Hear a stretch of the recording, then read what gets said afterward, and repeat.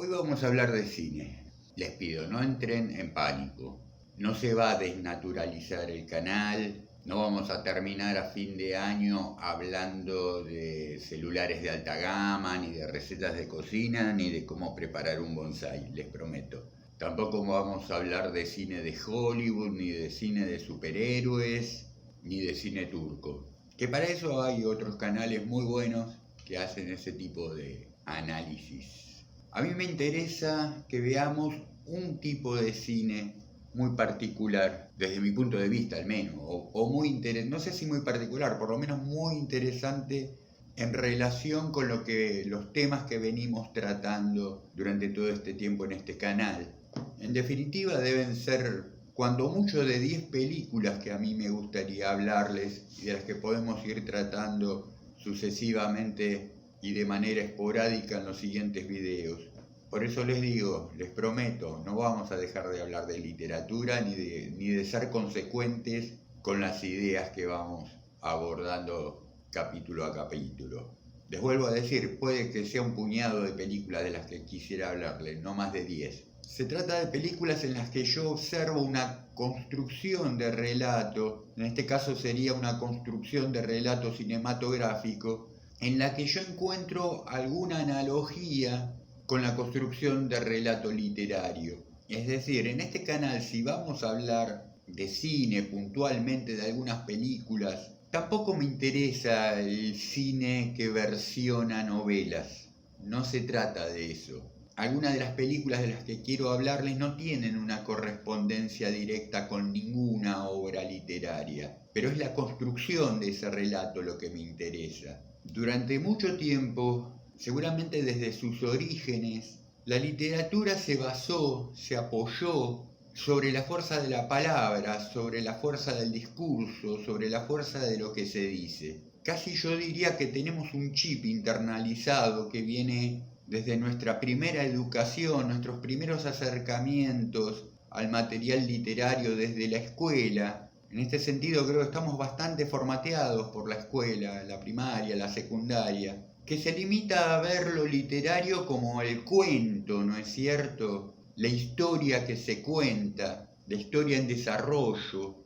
Entonces digo, como que nos acercamos al libro, a la novela, al cuento, para ver qué es lo que dice, qué es lo que nos dice, no lo que no nos dice. Ese es el punto. De la misma manera, el cine, también desde sus orígenes, se ha basado y se ha apoyado, ha descansado sobre lo visual, sobre lo que se ve. Vamos al cine otra vez a ver una película, a ver qué nos muestra, no qué no nos muestra, ¿no es cierto? Pero aquí que a mí me interesa mucho, en términos de literatura, aquella novela, aquel autor que trabaja con lo no dicho, no solamente con lo dicho. No hay novela, cuento que sea pura página en blanco, pero eso no dicho que muchas veces se lee entre líneas, ¿no es cierto? Y hay un tipo de cine que trabaja con lo visto, obviamente, pero también con lo no visto, con lo que no se ve. Si quieren un ejemplo grotesco, en ciencia ficción, la película Alien de Ridley Scott, creo que de mediados de los 80, esa película. ¿Se acuerdan la primera película de Alien? Donde al monstruo no se lo ve, sino hasta el final, hasta las últimas escenas de la película, casi diría que hasta la última, no se ve el monstruo. Esa película trabaja con rasgos muy gruesos sobre lo que no se ve. Después ocurrió que, salió Alien 2, 3, 4, 5, 6, en las que nos mostraron al monstruo hasta el hartazgo, en primeros planos, detalladamente, y quizás estemos ya ahora tan saturados con la imagen de ese monstruo que olvidamos aquella primera película donde no se lo mostraba, sino hasta el final de la película. Bueno, no es que me interese hacer un video de análisis de la película de Alien porque me parece que es muy chiquito y ese en todo caso lo tomé como ejemplo de observación de un rasgo que me interesa, pero ya acabo de decirlo, no me da el análisis para mucho más. Me parece que hay otras películas donde ese funcionamiento entre lo que se ve y lo que no se ve es mucho más rico, más sutil, Hay muchas veces que vemos películas donde no es fácil advertir de pronto que hay algo que no se está viendo y que está completando la trama. La novela, quizás porque se trate de componer representaciones mentales, más rápidamente entendemos, vemos qué es lo que se está diciendo explícitamente y que hay algo implícito, no dicho, inferido por otra parte. En el cine la imagen resulta tan abrumadora que a veces hay que prestar un poco de atención para ver si se nos está infiriendo algo más. Hay películas que lo hacen, que trabajan en este sentido. Dicho lo cual, quiero hablarles ahora entonces de esta película Rosencrantz and Guildenstern, no sé por qué lo digo en inglés, Rosencrantz y Guildenstern han muerto. En principio les quiero contar un poco el trasfondo, el fuera de escena de esta película. Me parece que tiene algunas anécdotas interesantes. En principio, Rosencrantz y Guildenstern han muerto fue una obra de teatro escrita por un dramaturgo, les leo de Wikipedia, Tom Stoppard, británico el hombre, y habría escrito esta obra de teatro y la habría presentado por primera vez en 1966. Se habrían hecho varias representaciones de esta obra de teatro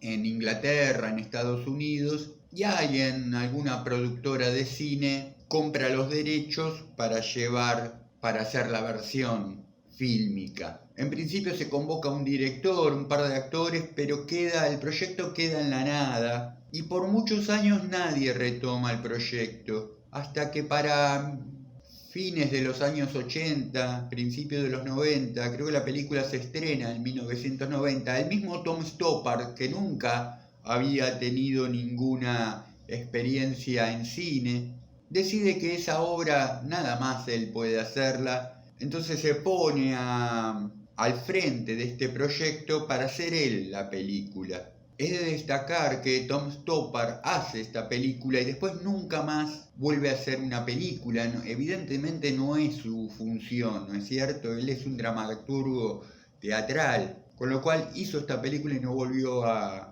meterse en el ámbito de lo cinematográfico. Ahora entonces vamos al asunto de la película. Para poder hacer este video anoche volví a ver esta película, creo que por enésima vez. Pero siempre que la veo le encuentro algo nuevo, siempre me resulta muy fresca, muy divertida. En principio, ¿quiénes son Rosencrantz y Guildenstern? Estos dos que parece ser han muerto. Rosencrantz y Guildenstern son dos personajes secundarios, pero muy secundarios, de esos que aparecen dos veces, en dos escenas de una obra. Originalmente aparecen en la obra de teatro, no es una novela, es una obra de teatro, Hamlet, de William Shakespeare. Yo tengo esta versión de Salvat, muy viejita. Es muy graciosa esta edición. Claro, voy al libro, ¿no? A esta edición y busco en la lista de personajes. Vieron que en las obras de teatro publicadas siempre en la primera página aparecen la lista de personajes, y no encuentro a Rosencrantz y Guildenstern. Después, buscando las escenas donde aparecen o de donde deberían aparecer, me encuentro que en esta edición han traducido sus nombres como Ricardo y Guillermo. Esas cosas que tienen las ediciones hispanas de españolizarlo todo. Después para nuestros discursos cotidianos nos la pasamos metiendo anglicismos, ¿no es cierto? Pero en estos casos somos serios. Además es ridículo, porque si Hamlet se sigue llamando Hamlet, ¿por qué Rosencrantz y Guildenstern no podían mantener también los suyos? En fin, antes de continuar, podemos preguntarnos si para disfrutar de esta película hay que conocer previamente el Hamlet de Shakespeare. La película es muy divertida, por momentos toma la forma de la comedia de gags, por momentos cobra ese humor estilo Monty Python, si han visto alguna de sus películas. Yo no sé qué tan necesario es tener fresca la obra de Shakespeare, Hamlet, si es necesario haber leído la obra para poder disfrutar la película, pero caramba, que si no leíste primero Hamlet, te vas a perder muchas cosas de la película. De cualquier manera, yo no los desalentaría que si no leyeron el Hamlet de Shakespeare no vean la película, porque quizás se produzca la inversa. Quizás si ustedes ven la película después necesiten y con ganas vayan a leer para confirmar lo que vean en la película, si más o menos tienen una idea somera de qué trata Hamlet, aunque no hayan leído la obra, pueden ver la película y en todo caso después van a ver el original, ¿no es cierto? E incluso pueden ver la película, leer la obra y volver a ver la película. Porque vuelvo a decir, es una película que se puede ver, no digo que la vayan a ver todos los fines de semana, pero una vez al año uno puede sentarse a volver a ver esta película porque es muy rica en muchos sentidos. Una película que anima a pensar alegremente, riéndote mucho, porque tiene muchos gags. Bueno, vamos al meollo del asunto. Entre una de las múltiples lecturas que podemos hacer de esta película, quizás la primera que nos salta a la vista es una crítica directa a la calidad literaria compositiva de Shakespeare.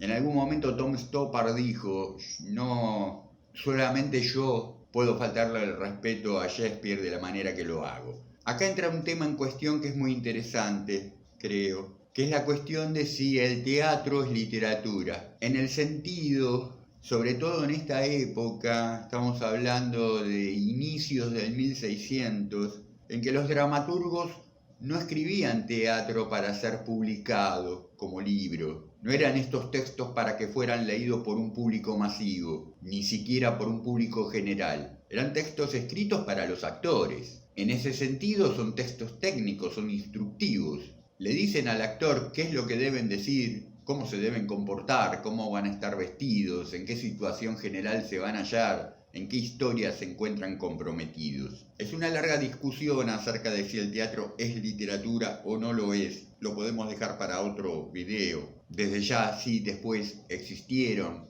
más aquí en el tiempo existieron autores que escribieron pensando no solamente en la representación en escena, sino también en que iban a ser publicados y en que esos textos iban a ser leídos. ¿Hay algún caso de algún dramaturgo que fue tan literario en su construcción de escritura teatral que después poco menos que fue casi imposible llevarlo a escena? Cuando alguien escribe teatro, tiene que pensar que eso que está escribiendo se tiene que adecuar al espacio y a la dinámica de un escenario físico teatral, ¿no es cierto? No es cine. También vale la pena traer a cuento de que Shakespeare en su momento, allá por el 1600, no era un dramaturgo de élite, todo lo contrario, era un dramaturgo muy popular. En ese tiempo, en la época isabelina por la reina Isabel, había dos tipos de teatro, había dos tipos de dramaturgo. El teatro aristocrático para la corte, cortesano, que incluso físicamente estaba en el centro de Londres, con autores del tipo de Thomas Marlowe, perdón. Ay, ahora se me hizo una laguna, no me acuerdo si era Thomas o Charles Marlowe. O de Ben Jonson. Tardíamente Shakespeare va a llegar a ese ámbito aristocrático, cortesano, pero fue bastante repelido al comienzo y en su desarrollo. Creo que sus principales obras, si no la mayoría, él las representa en su propio teatro, el Globo, que no se encontraba en el centro de Londres precisamente, se encontraba extramuros, al otro lado del río Támesis, donde estaba el villerío y donde estaba la poblada. Esto lo podemos ver, por ejemplo, en aquella película Shakespeare enamorado, o en otras películas que muestran la vida de Shakespeare o la vida social del momento. Teatro del Globo, fundado por William Shakespeare, ese tipo de corralones donde iba el poblado, el populacho, a abarrotar ese salón, ese espacio, en las gradas, por los palcos, todos de pie en los palcos y no sentados en unos bancos largos, y a ver una obra y a intervenirla con griterío. Las obras de teatro se hacían en medio de un bullicio, de un griterío, la gente le gritaba cosas a los actores. Bueno, en ese clima parece ser que Shakespeare brindaba sus obras. Y en principio podemos preguntarnos, y es lo que en principio Tom Stoppard trae a cuento en esta película, ¿qué tan buen dramaturgo fue William Shakespeare? A ver, en este video no vamos a poner en cuestión su calidad. Evidentemente, al margen de lo que piense Tom Stoppard, que tampoco es esa, creo, su idea. No deja de ser el dramaturgo brillante que todos tenemos. Sus temáticas, por ejemplo, han sido y siguen siendo deslumbrantes. Shakespeare trae la tragedia clásica al Renacimiento, actualiza temas clásicos. Por esta vinculación con popular los hace muy vivos, muy fácilmente identificables. El mundo entero y hasta el día de hoy Romeo y Julieta son un símbolo del amor romántico, ¿no es cierto? A todos nos intriga Otelo, el hombre celoso, y todos guardamos algún tipo de identificación con la locura y con la venganza, ¿no es cierto?, que representa Hamlet. Al margen de eso, y lo que muestra Tom Stoppard, que Shakespeare era muy brillante en cuanto a temas, pero en cuanto a construcción de sus relatos y al uso de sus recursos, era un poco vago el hombre. No se esforzaba en pensar algunas cuestiones, no las elaboraba, no las maduraba. Era muy como de sacar conejos de la galera que le resuelvan algunas cuestiones, ¿no? Era ese tipo de autor que de pronto en la trama y aparecen dos personajes de la nada que vos decís, ¿y estos dos dónde estaban? ¿Quiénes son? Y vienen a resolver algo como muy fundamental, ¿no es cierto? Bueno, es el caso de Rosencrantz y Guildenstern, que como vuelvo a decir, son dos personajes muy, pero muy secundarios de Hamlet, que en la obra original vienen a resolver una cuestión importante.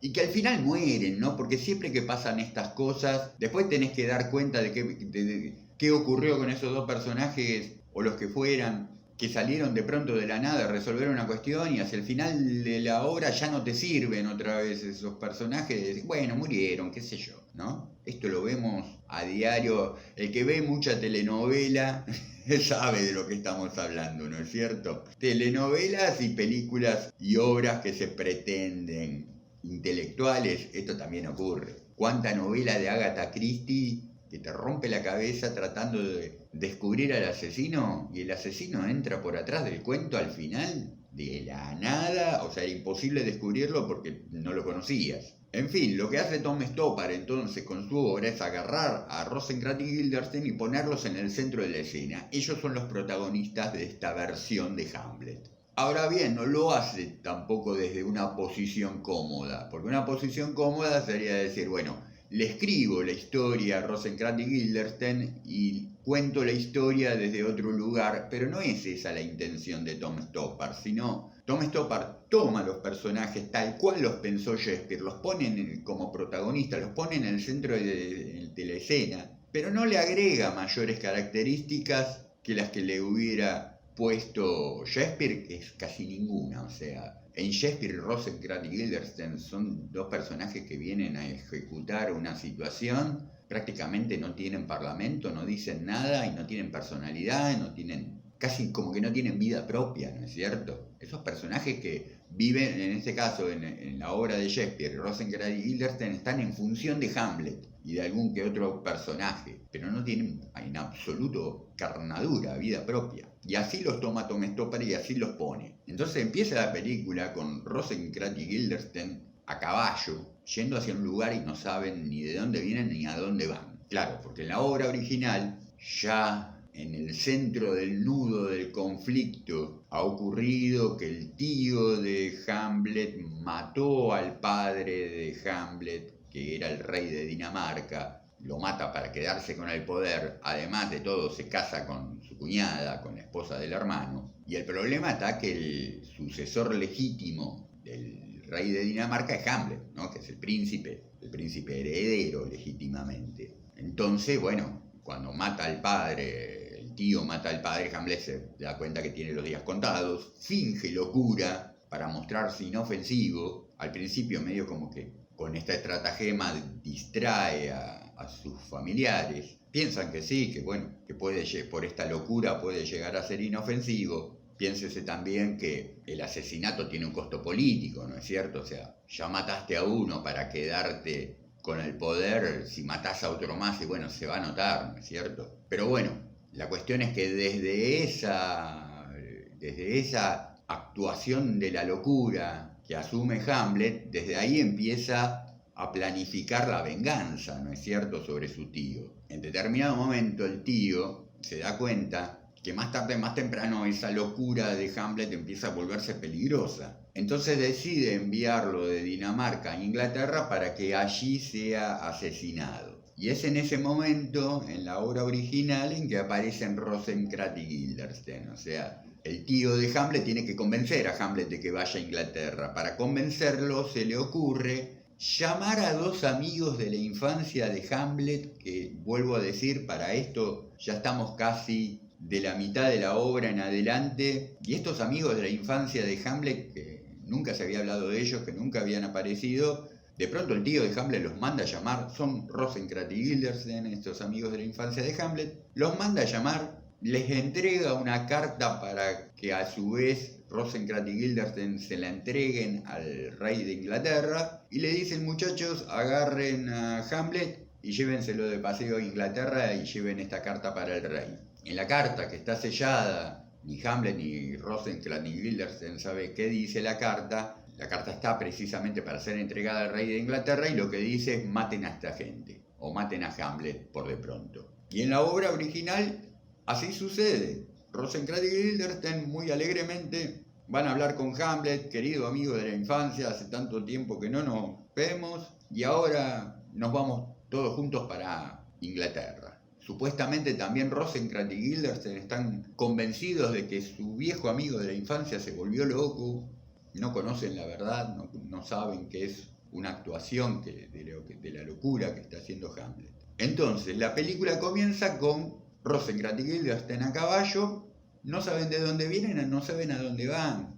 O sea, no dejan de ser personajes de artificio sin carnadura, no tienen la carnadura, o sea, no la tienen porque Shakespeare no se las dio. Ahí el director de la película, Stoppard, no se hace cargo. Pero en definitiva lo que ocurre, si leímos la novela, nosotros ya sabemos que lo que están haciendo Rosencrantz y Guildenstern es ir al palacio del rey de Dinamarca, donde vive Hamlet, porque han sido llamados desde la corte, ¿no es cierto?, para que se presenten en el palacio, para darles la carta y para que se lleven a Hamlet, para ordenarles que se lleven a Hamlet a Inglaterra. Empieza la película, vuelvo a decir, los dos personajes no tienen demasiada mayor conciencia de sí. Es tal el grado de que no tienen conciencia de sí que van charlando mientras van a caballo y en determinado momento no saben siquiera, saben que son Rosencrantz y Guildenstern, pero no saben cuál de los dos son Rosencrantz y Guildenstern. Para la interpretación de estos personajes fueron convocados Gary Oldman y Tim Roth. Al final, cuando aparecen los créditos, se nos dice que Gary Oldman representa a Rosencrantz y Tim Roth representa a Guildenstern. Pero en el mientras tanto de la película, ellos mismos se confunden y no saben quién es quién. Y los que los rodean, cuando se dirigen a ellos, les ponen un nombre u otro. Me digo, como que no importa, no le importa a nadie Rosencrantz y Guildenstern. También me parece muy sugestiva la elección de estos actores para esos protagónicos, en tanto que siempre han sido, y los reconocemos por ser actores dramáticos por excelencia. Yo no los he visto en otras comedias, si bien en alguna que otra película, tanto uno como el otro, a veces han ofrecido rasgos caricaturescos, ¿no? Generalmente los recordamos por papeles de villanos y de psicópatas, de personajes que dan mucho miedo, ¿no es cierto?, de monstruos. Creo que no volvieron a hacer otra comedia porque hay que decir en este sentido, esta película es una comedia y ellos tienen una dinámica de actuación de pareja cómica que por momentos parece que estamos viendo una película de Abbott y Costello a esos niveles, o una película de Laurel y Hardy, que es muy gracioso, ¿no? Con Laurel y Hardy ocurría algo similar, de que para el público en general a veces no sabíamos bien quién era Laurel y Hardy, ¿no? Que si Laurel era el gordo o era el flaco, si Hardy lo mismo. Igual, basándonos en lo que nos dicen los créditos de la película, cuando digamos Rosencrantz, represéntense la imagen de Gary Oldman, y lo mismo respecto de Guildenstern y Tim Roth. Ya en el inicio de la película también marca una especie de diferencias de temperamento, ¿no? Guildenstern le dice a Rosencrantz, pero no te das cuenta que no tenemos memoria, que no sabemos siquiera quién sos vos, quién soy yo, sabemos más o menos que uno de los dos es Rosenkrantz y el otro Guildenstern, pero no sabemos quiénes somos en definitiva, no sabemos. Guildenstern le dice, no, ¿cuál es tu último recuerdo? No me acuerdo, le dice. De pronto tienen así como un pantallazo de memoria y dice, ¿recuerdan que golpeaban la puerta? ¿Recuerdan que se despertaron y que se trataba de un mensajero del palacio que venía a decirles que tenían que presentarse en el palacio? Entonces incluso en un momento que no están yendo a caballo y no saben a dónde están yendo, de pronto, atan un hilo de sentido.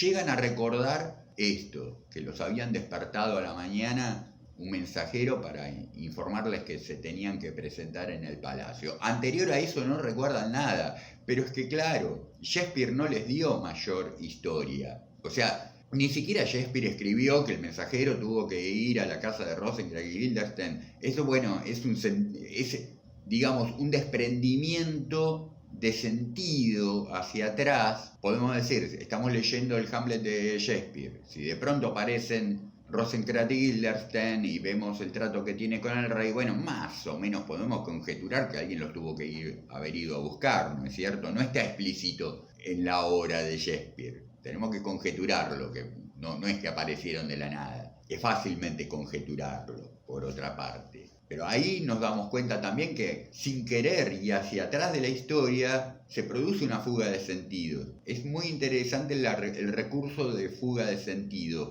porque después hacia adelante de la historia, pero se van a disparar fugas de sentido en todos los sentidos, valga la redundancia. En determinado momento se dan cuenta que no tienen suerte.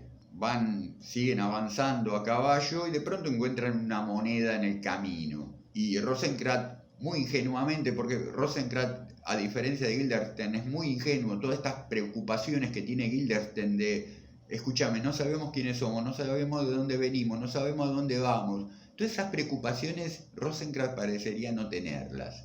Es más como un animalito, más entregado a su suerte. En determinado momento decía, encuentra una moneda en el camino. Uno podría decir, ahí hay una intervención de la suerte, ¿no? Del azar, te encontrás una moneda. Y empieza a jugar Rosenkrantz a tirar a cara o seca para sí mismo, juega a tirar a cara o seca la moneda, y siempre que la recibe, cuando va a mirar, cara. Y así, todas las veces que pruebe, siempre sale cara, siempre sale cara, siempre sale cara. En determinado momento, Guildenstern saca una moneda de su bolsillo y hace la misma prueba. Mira y también, siempre cara, siempre cara, siempre cara, siempre cara. Con lo que está probando ahí que no hay suerte. En todo caso, habrá un destino, pero ¿qué tipo de destino? ¿Qué clase de destino, no? Rosenkrantz ni siquiera parece advertir esta situación y sigue jugando con la moneda mucho tiempo en adelante, llega a tirarla más de 100 veces. Ya Guildenstern está harto de verlo cómo tira y le dice, ¿no te das cuenta que estamos viviendo una realidad donde no se comprueba la ley de probabilidades? ¿No es cierto? Porque si se comprobara la ley de probabilidades, en algún momento tiene que salir seca. Y Rosenkrantz, que es muy así desprendido, dice, estamos batiendo récords.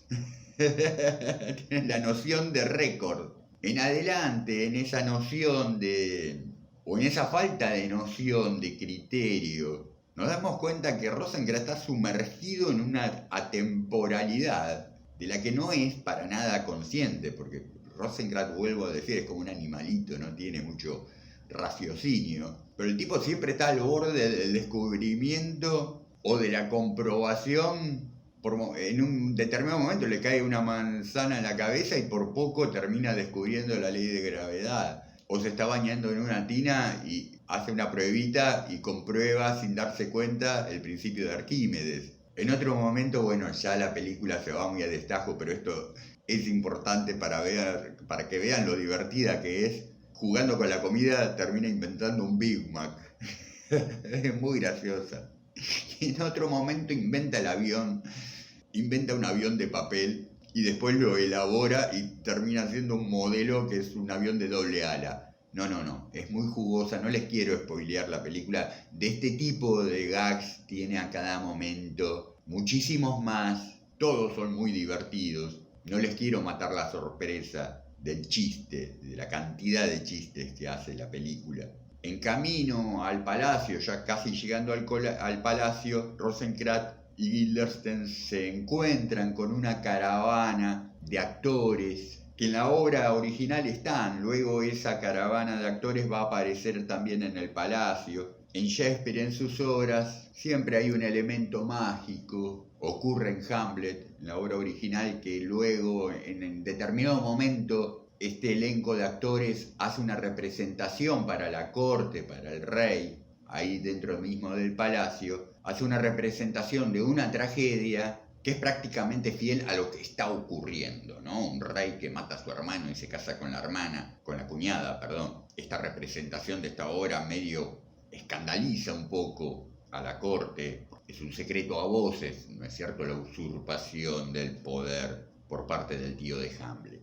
Bueno, ya llegados al palacio, Rosenkrantz y Guildenstern no tienen demasiado que hacer hasta que no aparezcan sus participaciones según el guión de Shakespeare. Entonces lo que hacen es dar vueltas por el palacio constantemente hasta que de manera fortuita llega su momento clave, que es hablar con el rey, hablar en algún momento con Hamlet, y ese tercer momento donde se lo llevan para Inglaterra. En los mientras tantos, y la cámara, vuelvo a decir, permanentemente los sigue a ellos, que son los protagonistas de esta película, en el mientras tanto ellos van viendo, por bastidores, van viendo lo que ocurre, van viendo lo que pasa, pero en realidad tampoco nunca llegan a comprender cuál es la situación, cuál es la tragedia ahí que se está viviendo. Por boca de los reyes se enteran que Hamlet está loco, pero no se entienden, no entienden, incluso en una conversación donde Hamlet le puede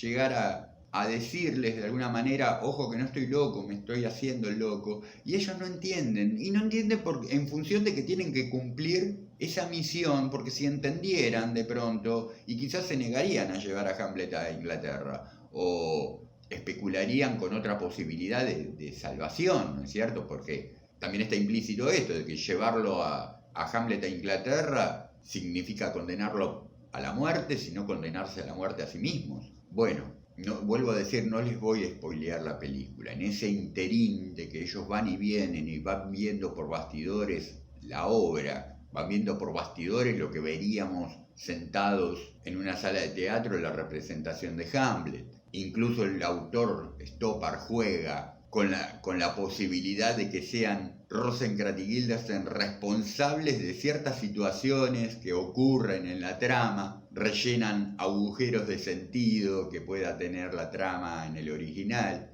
Hay una escena que me parece muy, muy graciosa y es la última que spoileo. En el original hay una escena donde Hamlet está hablando con su madre, Polonio, que es el personaje clásico intrigador, generador de intrigas, quiero decir, y que en esa escena está oculto detrás de una cortina, escuchando lo que Hamlet habla con su madre. De pronto Hamlet ve que la cortina se mueve y va y le inserta un sablazo y una espada y lo mata a Polonio. Bueno, lo que muestra la película es que Polonio estaba muy quietito y los que movieron la cortina fueron Rosenkrantz y Guildenstern, y por eso se dio cuenta Hamlet que había alguien escuchado, va y lo mata. O sea, casi como que la muerte de Polonio, aunque sea de manera accidental, es por culpa de Rosenkrantz y Guildenstern. Bueno, con esto se acabaron los spoilers de esta película. De cualquier manera, véanla, porque hay mucho más fugas de sentido en múltiples planos. Se discute en determinado momento las posibilidades de representación de la realidad en la ficción, casi en los términos en que lo charlamos en el video anterior cuando hablamos de Saer. Bueno, para que tengan una idea de cómo termina por lo menos Hamlet, finalmente Rosenkrantz y Guildenstern se lo llevan a Hamlet hacia Inglaterra. Ahora les estoy hablando de la obra original de Shakespeare, ¿no? Pero a mitad de camino en el barco, antes de llegar a Inglaterra, en plena alta mar, son atacados, abordados por un barco pirata, y ahí se produce una trifulca. Hamlet es secuestrado, queda separado de Rosenkrantz y Guildenstern, con lo cual luego de una serie de aventuras, ya no recuerdo bien, Hamlet consigue, no llega nunca a Inglaterra, consigue volver a Dinamarca y ya de una vez por todas sí hace justicia por mano propia, se produce una masacre, muere cualquier cantidad de gente como en todas las obras de Shakespeare y se hace justicia y se queda con el trono que legítimamente le corresponde. Entonces ocurre que alguien le pregunta hacia el final de la obra, che, ¿y Rosencrantz y Guildenstern? Y él les contesta, han muerto. Esto en la obra original. Bueno, hasta ese viaje, hasta el interior del barco que los está conduciendo a Inglaterra, e incluso hasta el abordaje de los piratas, la película va manteniendo esa correspondencia. Y no les voy a spoilear el final. Para cerrar este video, bueno, mi impresión es que esta película es de esas películas como esos grandes libros que ayudan a pensar en muchos sentidos, muchos más de los sentidos que yo pude haber puesto sobre la mesa en este momento. Yo creo que esta es una película que se debería dar en todas las escuelas, en las escuelas de cine, pero también en las escuelas de teatro, en la universidad, en la carrera de letras, en la de filosofía, en las escuelas primarias y en las escuelas secundarias. Creo que es una película porque es muy divertida, pero también es muy compleja en algún sentido, pero es en ese sentido de la complejidad que tiene inherente el hecho de aprender a pensar y aprender a pensar la realidad. Pero vuelvo a decir, me parece que no hay manera más efectiva para aprender a pensar que riendo, que divirtiéndonos. Por lo que una vez más, insistentemente les vuelvo a recomendar, vean esta película que la van a pasar muy bien. Tengo entendido, sí, no me equivoco. Si ponen en el buscador de YouTube Rosencrantz y Guildenstern han muerto, así en español, van a encontrar una copia, una versión, que quizás la calidad no sea muy buena en cuanto a imagen, a sonido, pero nada, la van a poder ver. De hecho, anoche vi esa versión.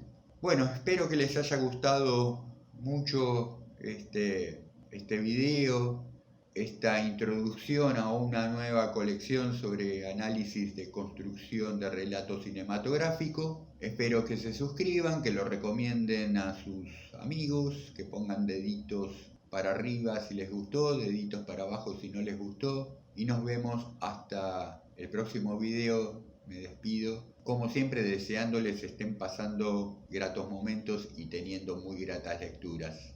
Chau, chau.